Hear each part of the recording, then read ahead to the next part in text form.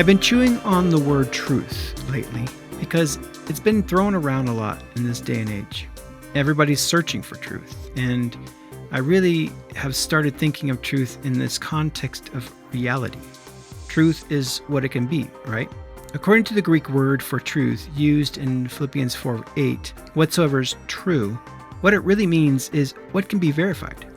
And many of the things we tell ourselves to be true can't really be verified by our own direct experience, by our own interactive body with the world around us. We can't really verify the reality of all things from our own vantage point. So we move it from column A, truth that's verifiable, to column B, it's true because someone told me it's true, unverifiable. But there's another idea of reality in the sense of Christ saying, I am the truth, the way, and the life. That truth is him saying, I am the reality. I am the real reality. I am the only reality worth living in, which means to say that there are other truths and other realities that do exist. Everybody lives in a reality that they frame up based on their belief system, based on what they call true. Basically, the age of man is this contradiction of one man over another, saying, no, this is reality. And it's just been argumentative. And I'm discovering that someone calling their truth their reality is actually a real thing. It's their reality. They've chosen to live in that realm, and that truth is very much real to them. And all we can do is present our reality to someone else, and then either they reject it or they let that reality crash into their own, and then they begin to assimilate it.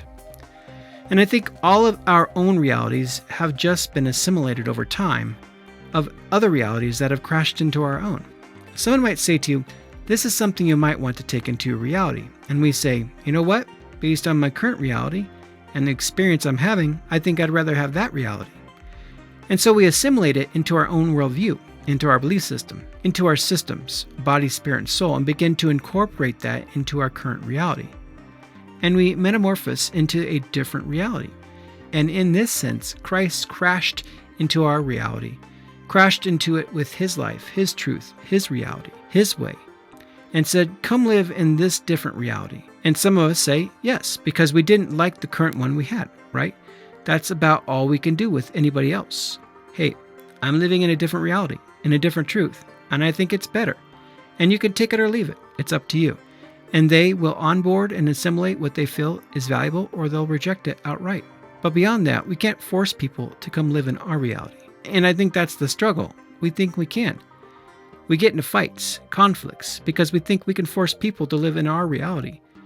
And it may work for a season, but eventually it doesn't. It breaks apart because it hasn't been assimilated. And that's maybe why so many marriages end in divorce. So I think there's a different way of going about it. How do we bring people into what we think is the best reality, the reality of Christ? And the only way to do that, I think, is through what we see Christ do, which is just live it. Talk about it, but live it. Don't force it on people. Just say, hey, this is my reality. These are my truths. It seems to be working pretty good right now. Check in with me in a year. We'll see where we're at, where that reality has morphed as I assimilate new revelation. And I think that's the difficulty of dogmatic doctrines because of those older truths. And some things that we have considered as being true are now being questioned. The letters that Paul wrote were letters. They were simple communications. If it was today, he would have sent an email. And 100 years from now, someone would take those emails and write a book and say, this is doctrine, this is canon. No, it was just an email that was talking to this group of people who needed some help in a moment. Sure, there are principles in life that can be drawn from them, but the religious side of it has taken it and packaged it as the only reality we need. Well, shoot, I better go live in a toga then, and live as Paul lived, because that's the only reality acceptable in church today. That would be silly, right? So we have to remember the origin and the purpose of the scriptures as they were given, and the reality that existed at that time. Christ's coming was appropriately timed for his physical appearance, where when he bumped into the world, it was uniquely the best time in history of mankind for him to come. But that doesn't mean that there weren't future revelations yet to come in the timeline.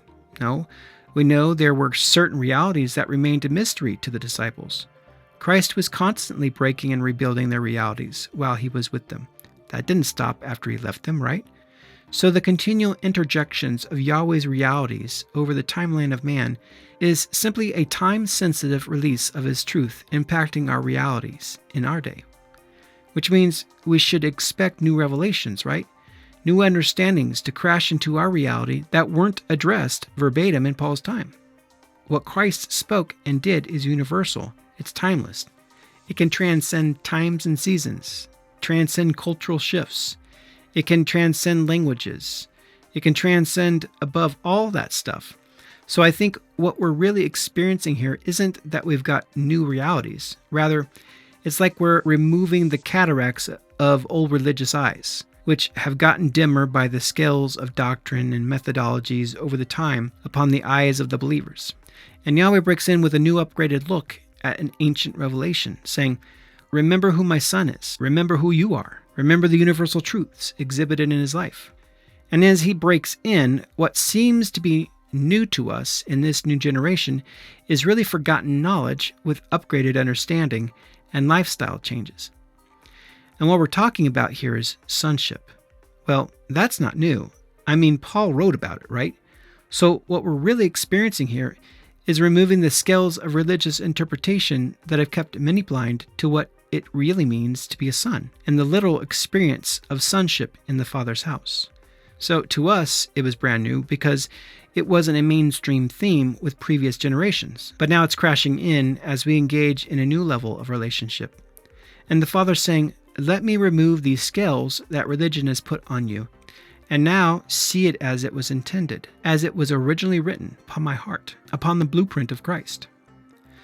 So now we use different language. We're returning.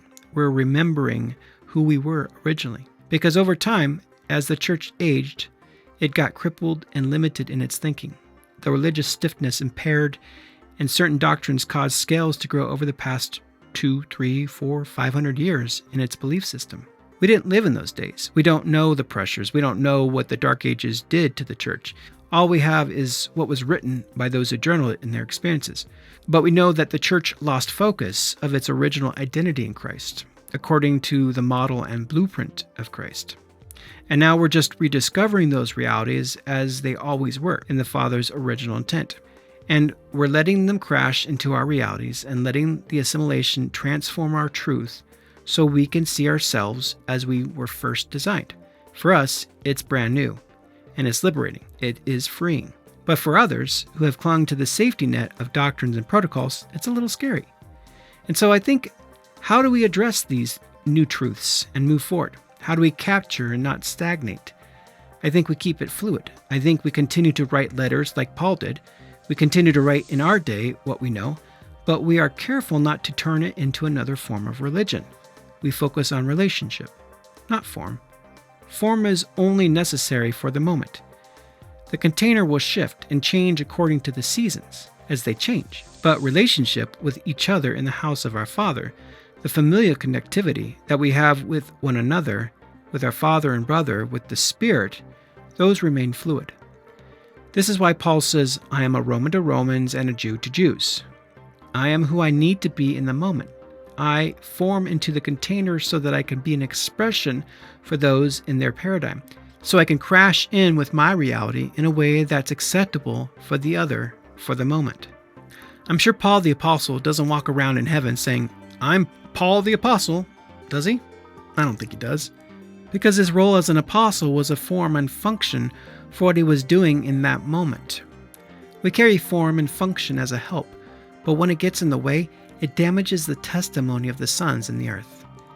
And so we need to remain fluid in our realities and our demonstration of the current reality as it is manifested in the current structure and form, but be willing to put it off for the new form necessary for the new moment. Wherever I am, in and out of season, I can move as a son into any form necessary to produce the glory that needs to be manifested. But I'm not the form. I'm something other than. I'm fluid like water so that I can do and be and have my movement regardless of where I am.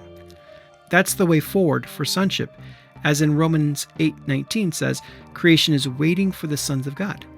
It's not waiting for another form of religion that's better than the last one. It's not looking for the restoring of the temple, it's looking for the restoration of the sons who are moving about. As Yeshua said, they're like the wind. They move to and fro. They show up and do what they need to do, and then they move on.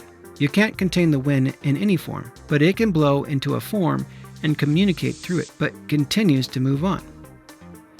But I think this is difficult to live, day in and day out, because man likes religion, doesn't he? I mean, we love our forms, protocols, and methodologies to make sense of our reality, but we have to hold it so loosely, otherwise we get left behind with the last form, because it's no longer useful for the moment. I mean, talk about the younger generation. They cast off the forms of religion of the previous. They're casting off the form of systems right now of their predecessors. They're looking for new forms because it's not useful anymore. And we as people, we always have to understand that and move accordingly so that we are relevant. Not relevant according to society, but we need to be relevant to the culture of sonship, where we know how to move in and out of the world's current culture as necessary, but we're not beholden to it. And that's how the culture of heaven, which is universal and spans the timeline of man, can begin to blend into the world's culture and crash into people's realities as we live from it. And be like what they said about Paul. Who are these people that turn the world upside down? Their reality as sons crashed into the reality of the current forms and disrupted them. They were disruptors. And we are called to be disruptors as sons, to cause a shift that disrupts all the realities below the sun with the reality of Christ, the way, the truth, the life. We have a reality that's going to crash in on the world. Today, we may move this way, but tomorrow, based on new norms, new culture, new forms, we're going to be moving that way. We don't know where we're going to blow, but we're going to blow nevertheless. If you like what you're hearing and want to subscribe and follow what I'm doing at Segula Studios, you can head over to substack.com, look up Segula Studios, and hit the subscribe button. I'm also on X, Telegram, and YouTube, and you can check me out on Discord as well.